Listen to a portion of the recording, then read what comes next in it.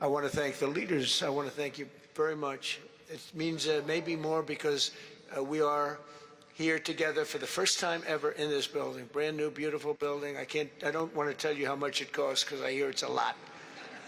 Okay? They don't build inexpensively here. But I just want to thank you very much. So please sit down, everybody. I want to thank everybody for being here. It's a momentous occasion. It's truly incredible setting. It's very few places I've seen like this. In this holy season, we prepare to celebrate the birth of the Prince of Peace. We have come to the U.S. Institute of Peace to sign a historic agreement that will end one of the longest-running conflicts anywhere in the world, with far more than 10 million people killed. Today, we commit to stopping decades of violence and bloodshed and to begin a new era of harmony and cooperation between the Democratic Republic of the Congo and Rwanda. I want to thank the two courageous leaders. They are courageous leaders. They really are courageous leaders, great people. President Tshisekedi of the Democratic Republic of the Congo and President Kagame of Rwanda. They are amazing people, and they had stories to tell me that were incredible. Really fascinating in so many different ways. Sad and beautiful, both sad and beautiful, and today makes them beautiful. I've just held really fantastic meetings with both men and representatives of other countries where we discussed the importance of upholding this new agreement. Very detailed, powerful agreement. I also want to thank several foreign guests and dignitaries in attendance to celebrate this magnificent event, including the President of Angola. Please, would you stand? And so great to see you. Thank you. The President of Burundi. Thank you very much. Great to see you again. The President of Kenya. We have the Olympics here. You know, they do very well in the Olympics, those runners. I don't know what the heck you do with those runners, but they are very good. I've been watching them for a long time. So we have the Olympics coming to the United States. You know that. Thank you very much. And you'll come as our guest. Thank you. And the President of the Council of Ministers of Togo. Thank you. Thank you very much. The Vice President of Uganda. Thank you. It's such a beautiful color. Like all these guys are wearing these dark suits. You just stand out for a lot of reasons. You're beautiful. The Foreign Ministers of Qatar. Thank you. Thank you very much. Say hello to my friend, a great man. And the United Arab Emirates. Thank you. Thank you. My regards, right? And the chairman of the African Union Commission, who's done a fantastic job, and thank you for all your help. We appreciate all your help. A special group of people. A very special thanks as well to Secretary of State Marco Rubio.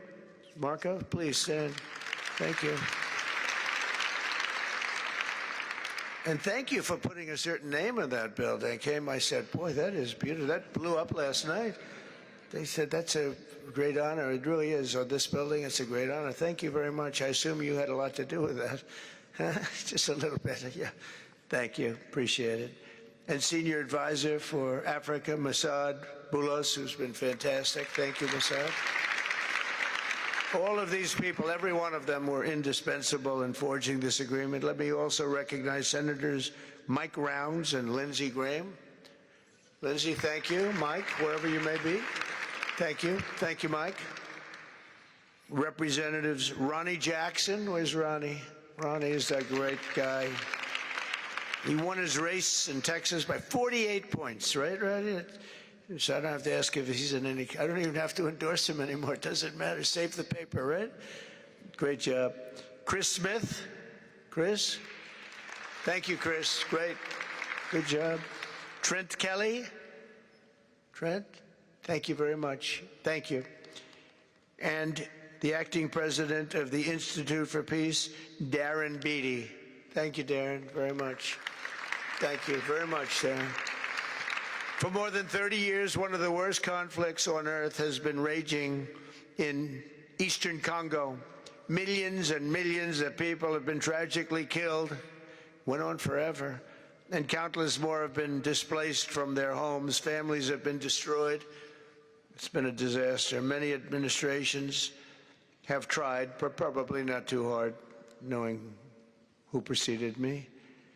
But they tried. It says they've tried, but we tried harder to end this conflict. But they've accomplished, obviously they accomplished very little, because the killing went on at levels that just got worse and worse.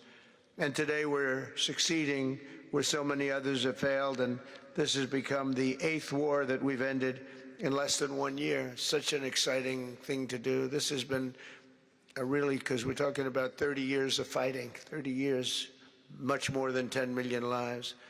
Last June, thanks to the efforts of Secretary Rubio and Mr. Boulos, Rwanda and the DRC reached a landmark agreement to move toward peace. They started the process. I met with some of their great representatives who are here also, and we started a great process. The compact we're signing today, which will be known as the Washington Accords, everybody sort of liked that name, formalizes the terms agreed to in June, including a permanent ceasefire, the disarmament of non-state forces, provisions for refugees to return to their homes, and justice and accountability for those who have committed illegal atrocities. Very importantly, this agreement also creates a new framework for economic prosperity. There's tremendous wealth in that beautiful earth. It's beautiful earth, but it was stained badly with blood, tremendous amounts of blood. But in the region that will support a lasting peace, and the Democratic Republic of the Congo and Rwanda have agreed to more closely integrate their economies with each other rather than fighting, and they'll be doing that. And these two gentlemen are very smart, and I think they liked each other a lot. I spent time with them. I think they liked some people may be surprised. I really do. I think they've spent a lot of time killing each other, and now they're going to spend a lot of time hugging, holding hands, and taking advantage of the United States of America economically, like every other country does. So they're going to do very well. But they do have some very valuable things. They're going to have a lot of money and a lot of success, and I think they're going to get along really well. So I hope so. Thank you very much. Look at them. Look at the way they love each other. Thank you. So I have a lot of confidence in both leaders. We'll keep these commitments. I know they're going to keep them and follow through on the agreement and create a much brighter future for the people of their countries. And they're heroes within their countries because of today. This is a big story. And so much is being written and said. All of the newscasts have it at the top of the list. And they are heroes, and we want to keep it that way. Today, the United States is also signing our own bilateral agreements with the Congo and Rwanda that will unlock new opportunities for the United States to access critical minerals and provide economic benefits for everybody. And we'll be involved with sending some of our biggest and greatest companies over to the two countries. And we're going to take out some of the rare earth and take out some of the assets and pay, and everybody's going to make a lot of money. These are just two of the many new agreements related to mineral supplies that my administration has achieved this year, including with Australia, Japan, Kazakhstan, Malaysia, South Korea, and many other countries. With all of these agreements, we're forging new economic security partnerships that protect the interests of America and our friends and partners, and a core feature of my administration's national security strategy, a big part of which is the tariffs. We're taking in trillions of dollars in tariffs. Nobody's ever seen anything like it, and it's given us really great national security. We'll be paying down debt. We'll be making distributions to people, and we're really doing a job. It's amazing. I was with a gentleman, the future king of Saudi Arabia, and you've heard me say this a couple of times, but 2 months ago when I was over there, he said, and actually Qatar is represented today, and UAE is represented, and your leader said the exact same thing, different words, but the exact same thing, that 1 year ago they thought our country was dead, and now our country is the hottest country anywhere in the world. We're the hottest country anywhere in the world. Nobody's ever seen anything like it. We have over $18 trillion, that's just in 10 months, pledged or being invested or pledged to be invested in the United States. Think of that, 18 trillion. The highest amount we've ever had is 1.5. Under the Biden administration, they did much less than 1 in 4 years. Think of that. So they did less than 1 trillion in 4 years. We have 18 trillion in 10 months. It's going to be much more than that, too. No other country in history has ever been close, no matter what country you pick. So I want to thank you again, everybody, for your great vision, and I want to thank the people, especially the people that we named. Some of the others that unfortunately we didn't name, we just couldn't do that. But for your vision and for your courage, because it's made it possible to begin healing old wounds and transcending past differences and creating a future where every child of God can live in dignity, prosperity, and peace. And these are two very good men, and they're two potentially very strong countries. I'd like to now invite President Kagame to come up and say a few words. It's Rwanda. And then, if I may, President of DRC, who really is doing a great job. These are two men that are doing a great job. And again, they are so respected because of what they're doing today and the mission that they've really, I think, accomplished. And we'll see how it all works out, but I think it's going to work out really great. They want to get on to other ways of living for their people, and they're great leaders. Thank you very much. Please, Mr. President, thank you. Thank you very much.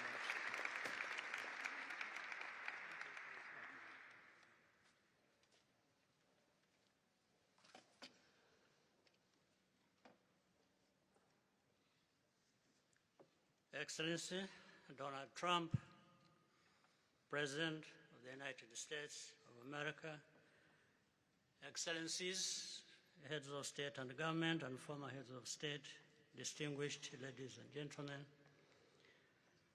I want to begin with some words of thanks. First,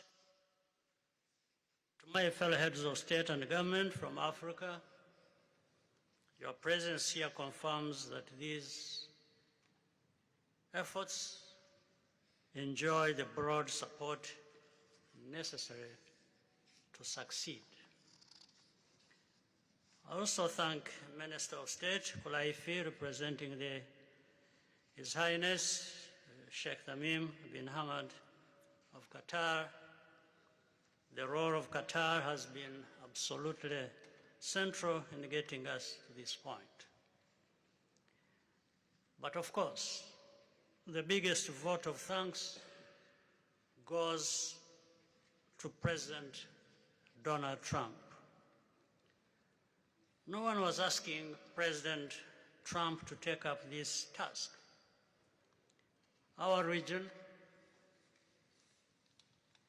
is far from the headlines. But when the President saw the opportunity to contribute to peace, he immediately took it. This conflict has lasted for 30 years. We have seen countless mediations and efforts, but none has succeeded in resolving the underlying issues. President Trump introduced a new and effective dynamism that created the space for breakthroughs. His approach is even-handed, never taking sides. He orients us toward the future, not the past, emphasizing that the dividend of peace is prosperity and investment, including from the United States.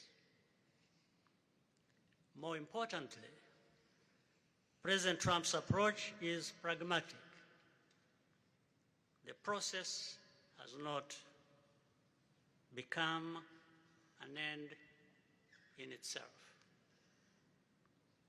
All of these elements filter down to his dedicated team, and here I want to single out Secretary Rubio and Masad Boulos for special appreciation. We would not be here today without their efforts. And as a result, we have the clearest and most viable path forward that we have ever had. These accords provide everything needed to end this conflict once and for all. If this agreement falters and things do not work out as they are supposed to, the responsibility will not lie with President Trump, but with ourselves. It's up to us in Africa, working with our partners to consolidate and expand this peace. There will be ups and downs on the road ahead. There is no doubt about it. Rwanda, I know, will not be found wanting. I can assure you of that. Our only objective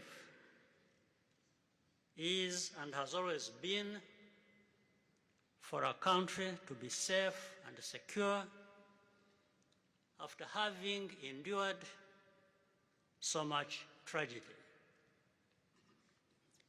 We now only want to look forward in confident expectation of a prosperous and stable future. Mr. President, Excellencies, I thank you for your kind attention.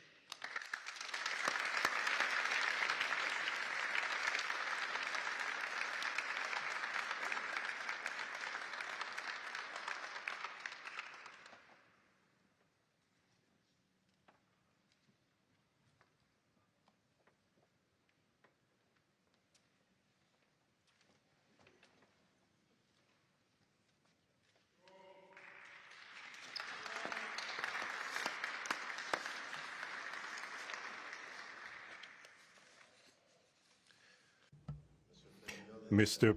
the President of the United States, Donald Trump, ladies and gentlemen, dear members of the delegations, distinguished guests, as we have just placed our signatures at the bottom of the joint declaration enshrining the Washington agreements for peace and prosperity, I do feel, on behalf of the people of Congo, a deep gratitude and clear hope. First of all, I would like to express quite solemnly our deep thanks to the President of the United States of America, Mr. Donald Trump. I would like to thank his administration and also wish to thank the American people for the critical role that they played for the rapprochement, the closening between the Democratic Republic of Congo and the Republic of Rwanda. To these thanks, I also bring in all of our regional partners and our international partners who, thanks to their commitment and engagement, have consistently made this critical moment possible in the road to peace. First and foremost, we have Sheikh Yanim bin Ahmad Adani. We have President João Manuel Lourenço Gonçalves, who is the President of Angola and the acting President of the African Union. And we also have the former President of the Republic of Kenya, my brother, Uhuru Kenyatta, who I can see here in the room. These two great Africans who are at the beginning, who started the Rwanda and the Nairobi processes. And beyond them, I wish to thank also all of the African leaders who contributed to help us in this struggle. And I do hope that we have, yes, reached the end. The Washington agreements are not yet another document. These represent a turning point. They bring together under a coherent architecture a declaration of principles of a peace agreement and also the regional economic integration framework to provide to the peoples of the region a new perspective, a new outlook, namely to finally overcome the cycle of violence, of forced displacements, of mistrust, defiance, in order to begin a new era of friendship, cooperation, and prosperity, all shared together. For those involved, the Democratic Republic of Congo takes this solemn commitment to implement with complete sincerity all of our obligations that stem from this agreement. We will do this with seriousness, with rigorousness, and also the constant care for peace and the security of our populations, for the unity and the integrity of our territory. We do hope that thanks with the same seriousness that the Republic of Rwanda will also respect fully the letter and the spirit of the commitments made here in Washington. We are reaching out for a peaceful cooperation based on mutual respect, non-interference, and the joint struggle against the armed groups, the end of all support to negative forces, and the beginning of fair prosperity on behalf of our two populations.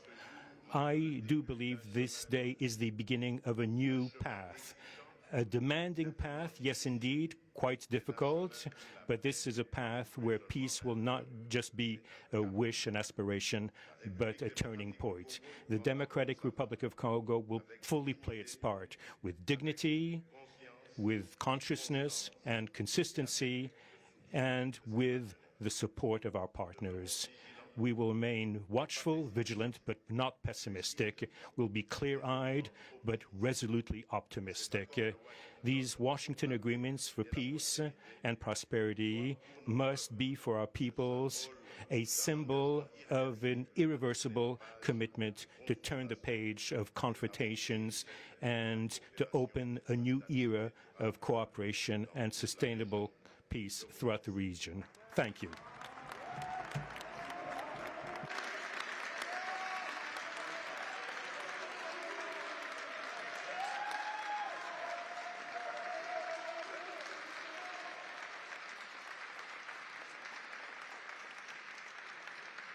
So, if I might, my four new friends, a couple of cases not that new. Could you come up, please? Do you mind? Please.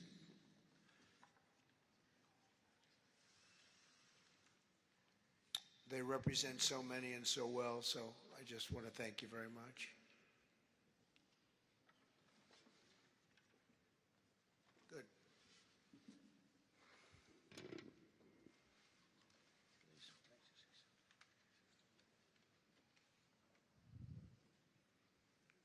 Sr. Presidente Donald Trump, Presidente dos Estados Unidos da América, caros convidados, altas entidades aqui presentes, senhores jornalistas, eu gostaria de realçar a importância desta cerimônia aqui em Washington, D.C.,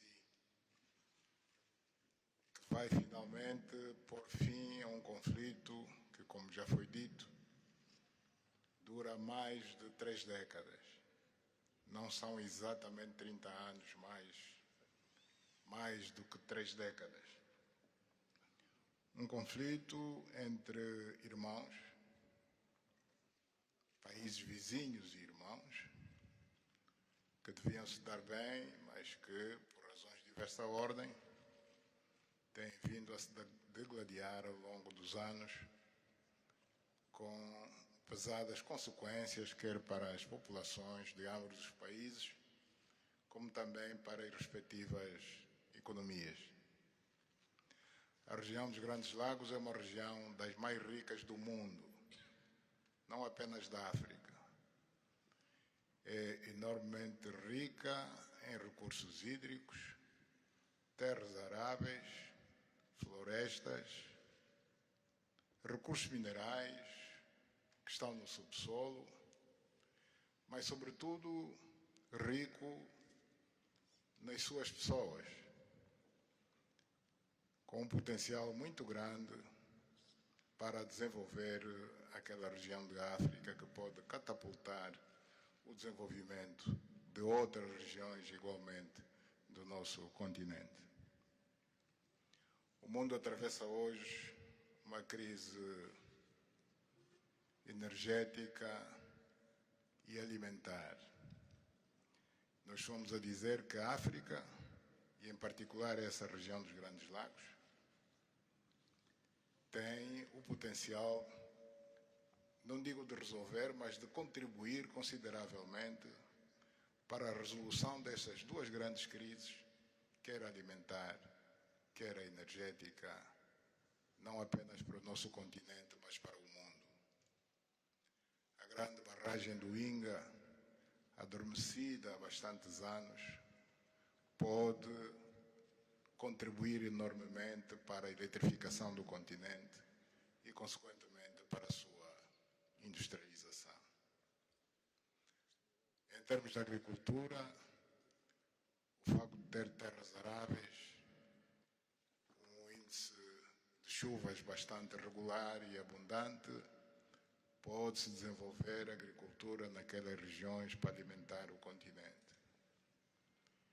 E nada disso tem sido possível fazer-se ao longo de décadas, devido a este conflito que não tem sentido e que, finalmente e felizmente, parece que terá o seu fim hoje aqui em Washington, D.C. Nós procuramos fazer a nossa parte, e quando digo nós, estou-me a referir a Angola, ao Quênia e outros países também africanos. Procuramos fazer o melhor para chegarmos a este momento. Infelizmente não foi possível, mas nós só temos que agradecer ao Presidente Trump por ter dado continuidade ao trabalho que nós realizamos e ter conseguido alcançar esse desfecho do qual todos nós sairemos a ganhar. Portanto, mais uma vez, o Presidente Trump fez a parte que lhe compete e nós esperamos e acreditamos que é o que vai acontecer, que as duas partes, ou seja, as autoridades da República Democrática do Congo e da República do Rwanda também farão a sua parte para a implementação com êxito deste acordo. Uma coisa é assinar um acordo, outra coisa que é mais difícil, mas é possível, desde que haja vontade política, é implementar em tempo útil tudo aquilo que nós acordamos e assinamos. Parabéns a todos. Muito obrigado. Your Excellency, the U.S. President, President Trump, dear guests, and dear dignitaries present here and press members. I would like to highlight the importance of this ceremony taking place in Washington, D.C., because this has come to put an end to a war that has been there for more than 3 decades, because it's not just exactly 3 decades, but it's more than 30 years. And this is a conflict that has been there between 2 neighboring countries, which have been fighting for many years with consequences on the peoples, countries, economies, and so forth.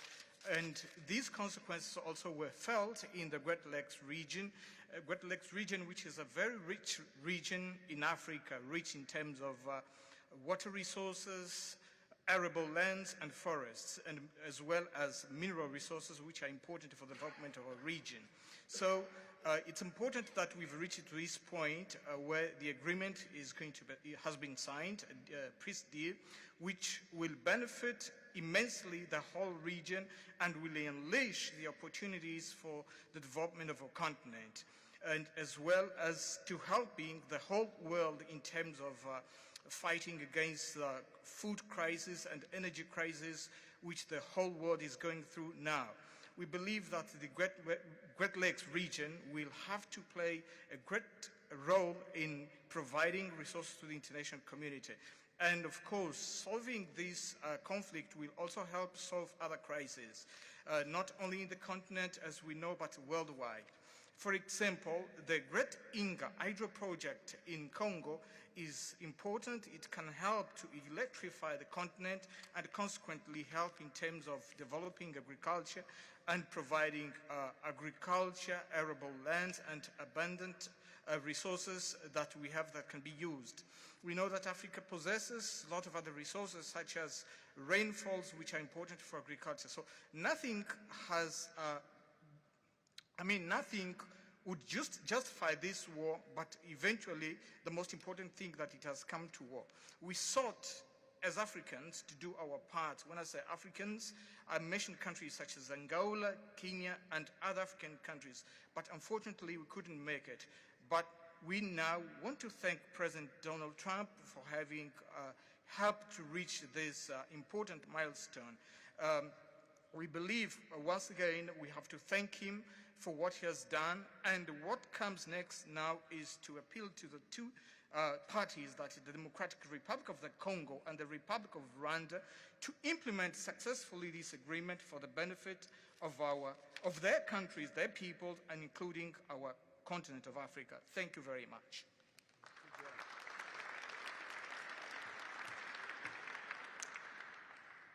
Your Excellency, President Trump, fellow heads of state, today's signing of the Washington Peace Accord for Eastern DRC is not merely a monumental diplomatic milestone. It is a decisive act to end a devastating conflict that has scarred the region for decades.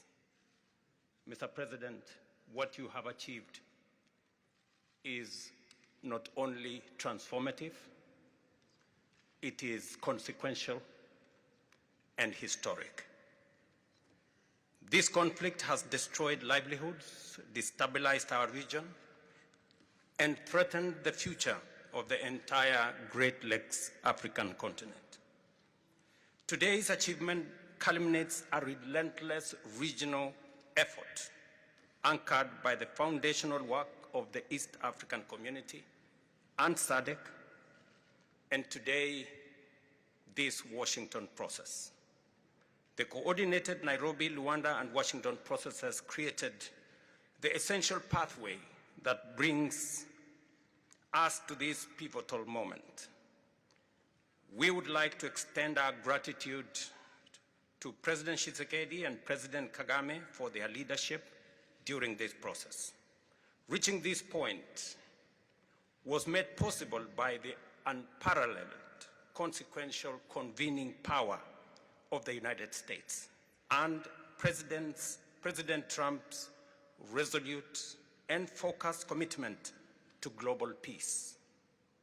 Your clarity, Mr. President, of purpose and ability to rally stakeholders together has brought us to this point.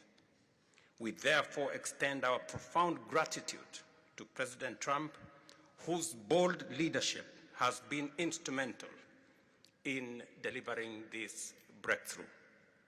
Our presence here, Mr. President, as regional leaders, is a testament of our collective resolve. We will spare no effort to ensure this agreement is fully realized, mobilizing every resource and partner to secure peace and unlock the region's immense economic promise. The protracted conflict on our continent continues to hold back Africa. Our current 3% share of global trade is stark evidence of how far this war has held us back. A peaceful Eastern DRC can unlock one of Africa's greatest economic opportunities. Our vast resources, the young talent that we have, connected through our regional infrastructure and the Africa Continental Free Trade Area, can ignite an unprecedented transformation.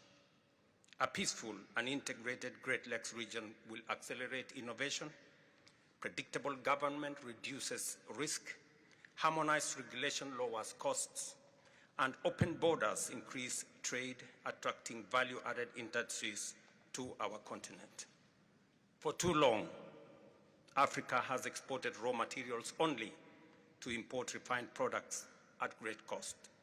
Our regional economic integration framework, Mr. President, that you have spoken to here, will build value chains in minerals, manufacturing, and agri-processing, creating jobs and creating wealth. The Great Lakes region stands at the threshold of a new era. Peace will open doors, integration will guide us, and private sector dynamism will propel us forward. In conclusion, as we celebrate progress in the DRC, we must not look away from other crises. I want to ask you respectfully, Mr. President, that in your quest for global peace, to support efforts to resolve the humanitarian catastrophe in Sudan. I thank you.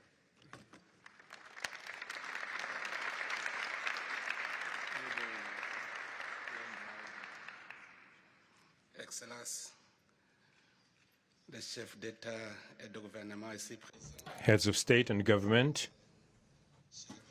dear delegations, it is with great joy that I speak today before you in order to express my joy. There is a time for everything. There's a time for destruction, and there's a time to build.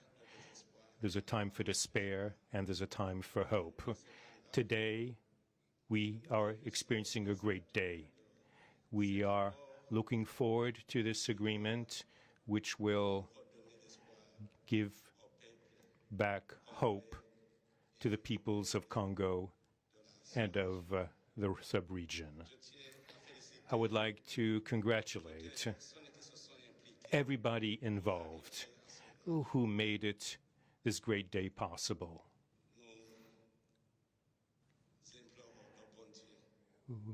We beg, we urge God to continue to guide us, to guide the steps of all people of goodwill who will become involved for its implementation. Committing oneself is something, but implementing is something else, which is why I call upon all of you, provide your contribution to actually implement this accord. As far as we are concerned, this agreement on regional economic integration, well, Burundi and the DRC already represent an economic community of the countries of the Great Lakes region. Burundi has a major role to play in order to indeed implement these existing cooperation agreements between the three states. We hope that together we'll be able to achieve a long-lasting peace and stability throughout the region. Thank you very much.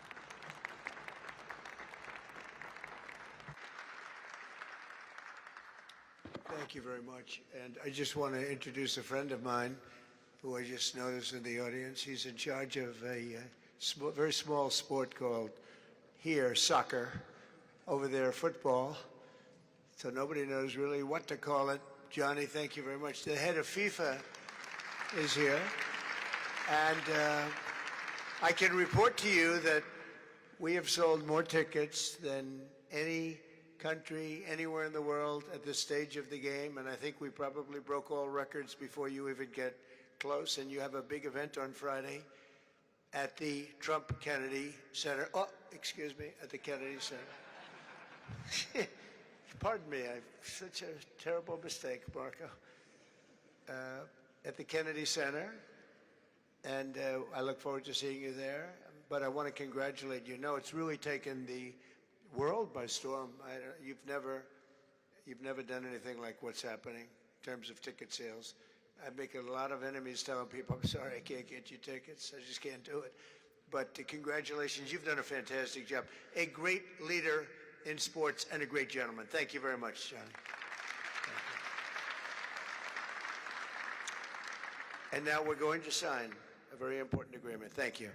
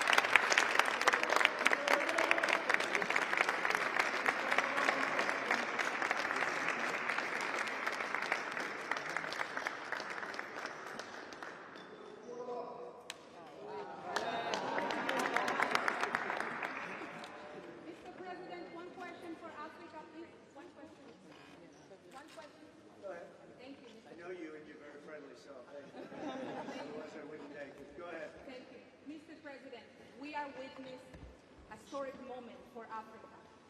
My question to you is, when we will see the withdrawal of Rwandese troops from DRC, and when we will see the real peace? Because even now we are witnessing this historical peace deal, but people have been still killed in DRC because the troops continue there. Because this peace to be real, the troop needs to withdraw from DRC. When we will see the withdrawal? I think you're going to see very quickly, I think you're going to see things happen. This is something that was not doable, according to a lot of people, and not only is it doable, I think it's going to be a great miracle. These two gentlemen are leaders, they're great leaders, and they're going to prove that in the coming months and years. And I think you're going to see very immediate results. I have confidence that that's what's going to happen. Thank you very much, everybody.